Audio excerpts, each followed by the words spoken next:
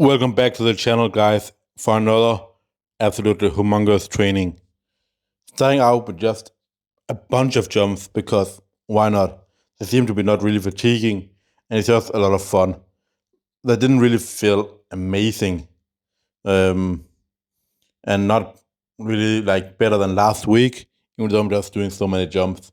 Um, but there's a clear reason why they didn't feel better than they have done before, and it's obviously because just 2 days earlier I did the cloaker squat and the 3x10 with 147 and a half on the paused SSB squat, and I would say with how hard I push my body there, it's basically impossible not to have some kind of reduction in performance just 2 days later.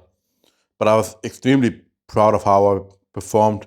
I did an easy PR in the front squat of 5x5 with 145 kilos, where I could probably have done 8 reps. And then I did 5 sets, I believe, of 2 with the same weight. But I mean, one of the things that I've talked about a ton of times is just that, like with the volume, I believe easy volume is just the way forward. Like on this day here, I would say 4 out of 5 times it's gonna be stuff that is like AP5 most. Maybe I do a easy PR at like AP7 at the most, but then I do easier sets, same reps with less weight, or I do the same weight for less reps. Again, the reason why that this works great is because when you're keeping the APE submaximal, or you're working with submaximal load, you're able to maintain high speed. The speed doesn't decrease throughout the set, meaning that force production remains high, remains maximal. What you want when you are lifting max weights, as soon as the force production decreases, you are starting to train in a way that is not really specific to, not 100% specific to lifting heavy weights where you're gonna have maximal force production. Now, when you have, but obviously, then you still want to touch heavy weights, and having the max effort day is how you get that done.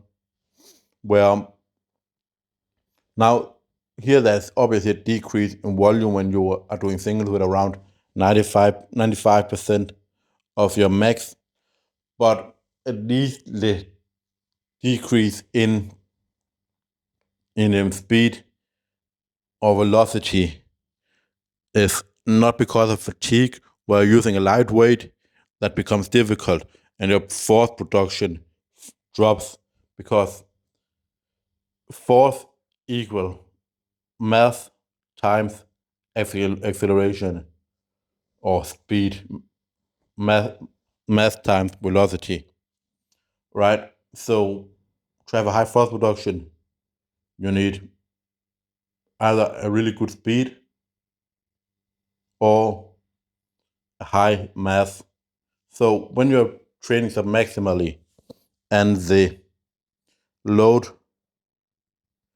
the lighter load becomes difficult, now you don't have a really high mass and you don't have a high velocity, meaning your force production is not extremely high.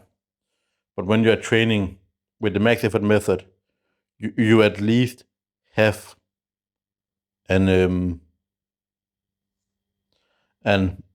high mass.